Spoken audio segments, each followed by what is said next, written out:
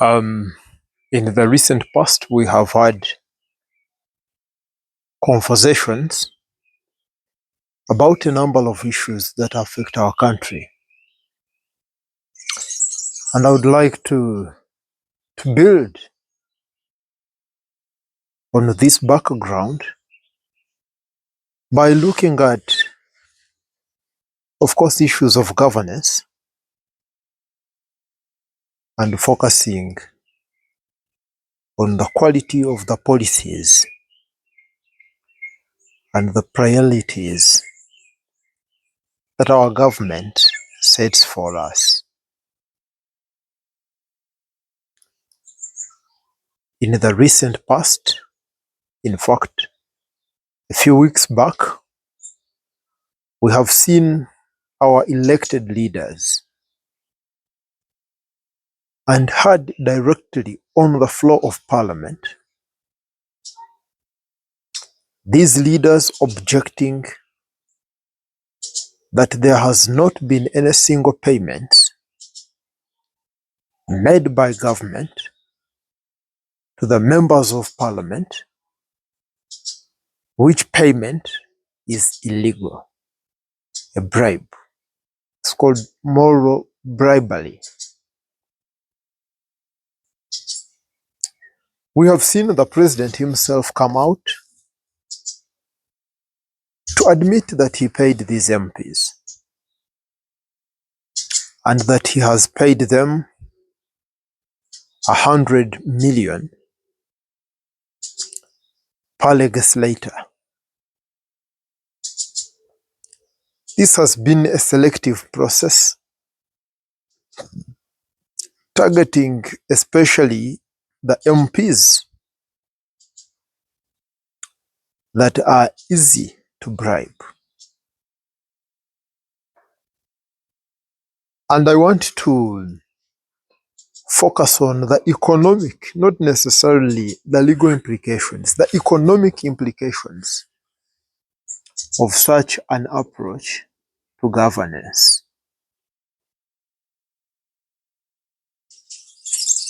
And I would like to juxtapose this with the actual policies that are run by the government in a bid to eradicate poverty. Policies like this parish development model,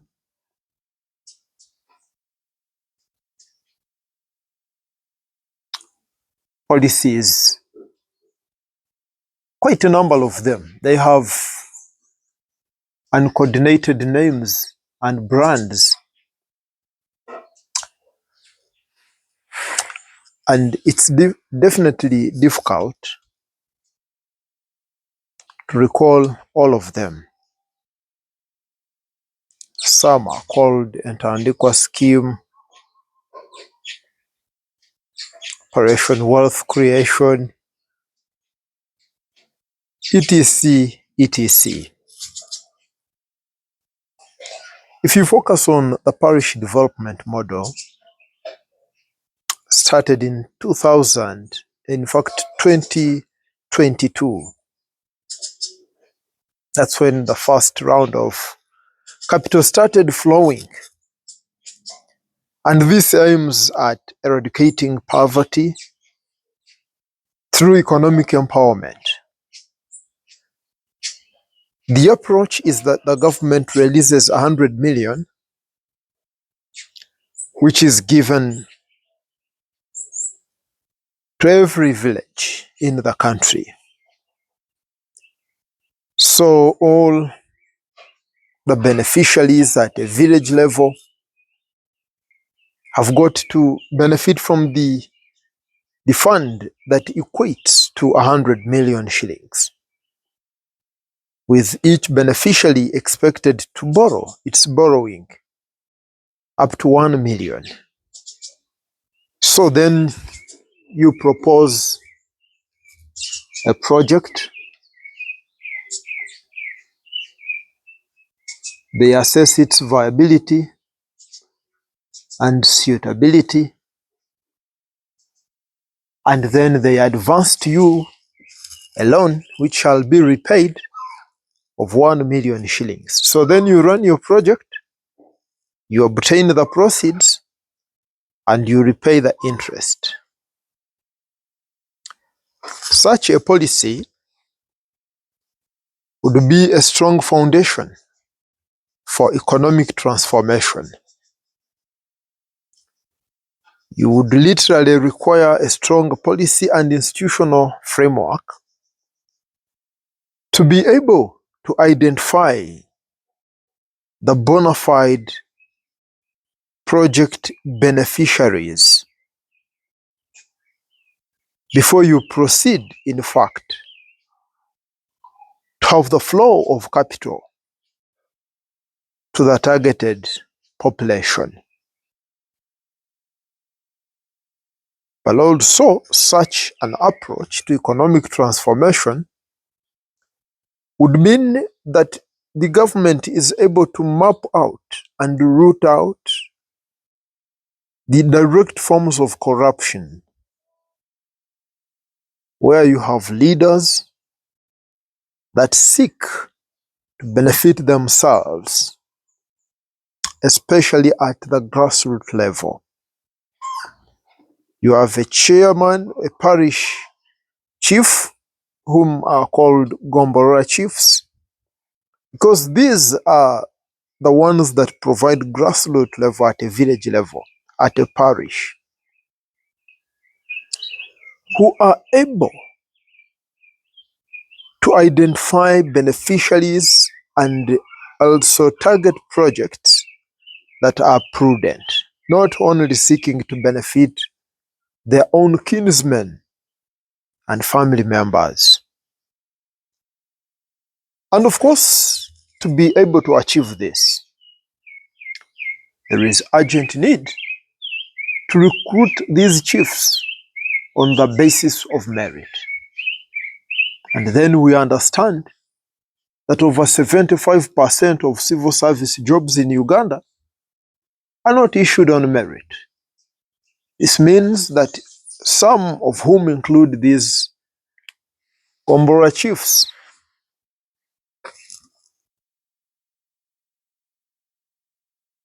are not fit and proper to render this service to the country. But I mean, they have been recruited under the patronage approach to civil service that we have always talked about. The overall result is that even when cash flows in, it shall end up in the hands of the people that are close to the system. These may not necessarily be the people that the project targets for it to be in position to achieve its overall results.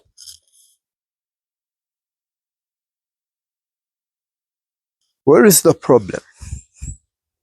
The problem, besides the foregoing, the real problem is our politics and our national priorities. So you have 100 million to be loaned out to a village that has more than 800 members and more than 300 families. Because I mean, some villages really are deeply populated. And you expect that a family shall be in position to use 1 million to map out poverty. Then you get a country, first of all, that has an overcrowded and useless parliament. Over 500 members of parliament are extremely unnecessary and useless for our population structure and size. That's the first and revolutionary mistake. The second mistake is that you in fact let this parliament become a vessel of national plunder. In giving them 100 million per MP, it is literally plundering our national resources in broad daylight. That is an unforgivable mistake that you cannot justify to even those that are unable to reason. This 100 million shillings is to be taken eternally by the beneficiaries in Parliament. But the 100 million advanced to the local people, those that are struggling with poor medical conditions, those that are struggling with famine and hunger, those that are struggling with poor conditions of life, it is given to them in the form of a loan. Why should it be a loan? That they live in fear and they choose to become loyal supporters of the regime in power for fear of repaying the loan that have already been advanced to them from the taxes, in fact, that has been paid by the same people. How unfair that can be.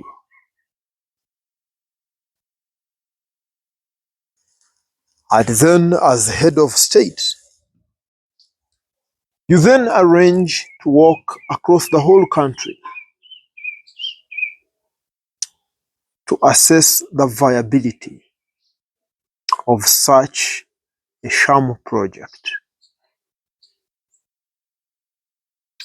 After 40 years in power, doing the same thing,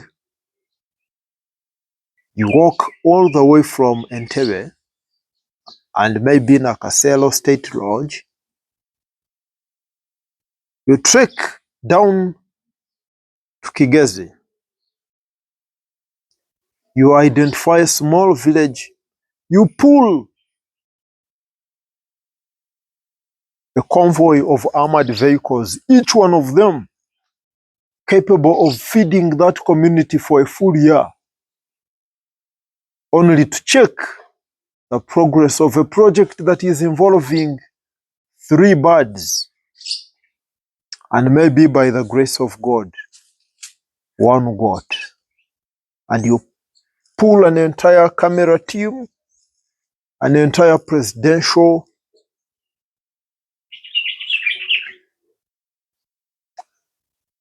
support system to a home of a poor man. You scare the hell out of him. You pose for pictures, and you call that a strategy that is aimed at transforming a people. It is very easy to lead people out of poverty, and individuals on their own can afford the basics, but the actual work of national transformation is done by the government. And for the government to transform the country, it does not need to directly send money to the people. For the government to transform its own citizens, it entirely depends on the quality of policies that are run by the same government. Policies like taxation policy.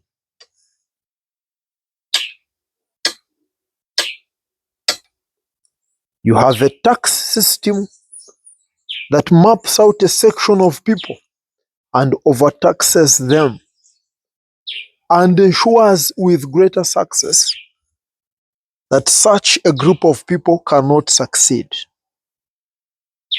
Look at the people that run our formal sector, those that have companies which are registered. You pay a tax called pay as you earn if you fall in that threshold. You pay National Social Security Fund. You pay local service taxes. There are taxes. If you run, let's say, a hotel, you have to pay for workers. You have to pay for medical inspections. You have to pay per room that people reside at your premises. You have to pay, I mean, for very uncoordinated things. At the end of the day, you find that all the proceeds that the business should be making are in fact going into the payment of taxes, and the real essence of investing in Uganda does not make sense. The long-term implication of this: people close businesses and go to invest in places that run a friendly tax policy. In having them shift, we lose employment opportunities, but we lose the uncountable benefits that come with these people investing their capital in our country. That's not enough. You run a poor taxation policy that promotes regional imbalance.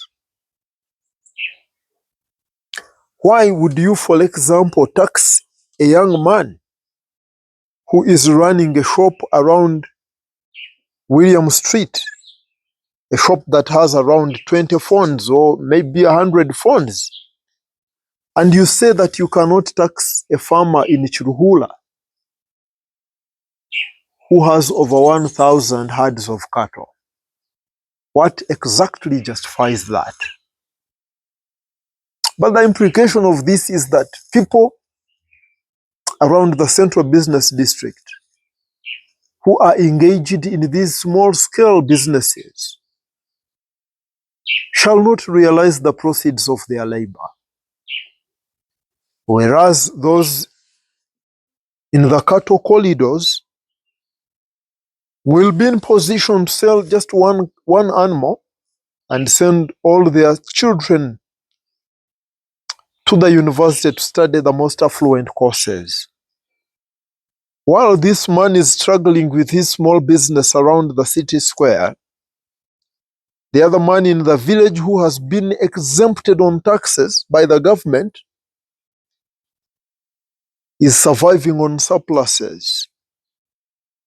He's milking his cows, processing milk into cheese and butter, exporting butter maybe to Nairobi, to the Democratic Republic of Congo, to the Republic of Rwanda and South Sudan. And also you find that in the course of this trade, there are several exemptions on tax at every stage. This is opposed to the retail business of a young man who is only selling phone chargers around Wandegea. This young man will be required to pay local service tax. This young man shall be required to pay annually for his business if it's a sole proprietorship business that is registered. And in the end, you find that these kind of taxes are eating into the center of his would-be or her would-be proceeds. This done repeatedly for a period of 10 years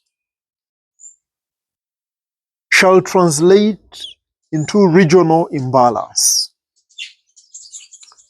You will have a region in Chiruhula, in Sembabule, in Kigezi, in Lukunjiri, in Tungamo, and maybe also some parts of northern Uganda. I don't mean that those that rear cattle are necessarily from one region.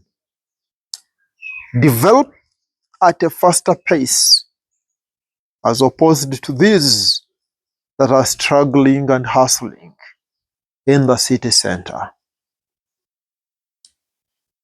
These are governance issues that not everyone can understand,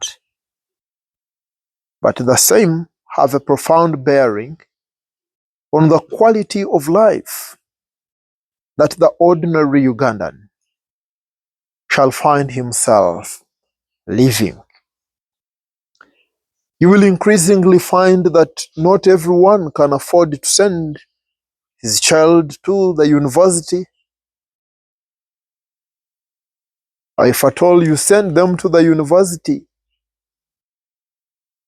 they won't be able to find a job. Because still to find a job, there is another hurdle to be overcome. You need to be having